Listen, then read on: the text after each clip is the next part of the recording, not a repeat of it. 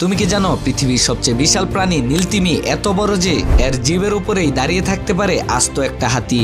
এত বিশাল প্রাণী যখন বুঝতে পারে তার জীবন শেষের পথে, তখন সে ধীরে ধীরে গভীর সমুদ্রের দিকে সাঁতার কেটে মৃত্যুর জন্য প্রস্তুতি নেয়। নীলতিমি যখন মারা যায় তার বিশাল দেহ সাগরের তলদেশে ডুবে যায়। একে বলা হয় হুয়েল ফল। অবাক করার মতো বিষয় হলো একটি মৃত তিমির দেহ শত শত প্রজাতির জীবের জন্য হয়ে ওঠে খাবারের ভান্ডার। প্রথমে হাঙর ও বিশাল মাছরা মাংস খেয়ে নেয়, তারপর ছোট মাছ ও কাঁকড়া অবশিষ্ট অংশ খেয়ে বাঁচে।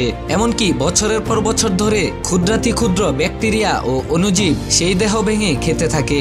আর এই প্রক্রিয়ার ফলে তৈরি হয় পুরো একটি নতুন বাস্তুতন্ত্র। গবেষকরা বলেছেন একটি নীলতিমির মৃত্যু সমুদ্রের তলদেশে প্রায় 50 বছরের জন্য একটি সম্পূর্ণ নতুন পৃথিবী তৈরি করে দেয়। এই বিশালদেহী নীলতিমিকে তুমি যদি পছন্দ করে থাকো তাহলে ভিডিওটিতে একটি লাইক দিয়ে সাবস্ক্রাইব করে দাও।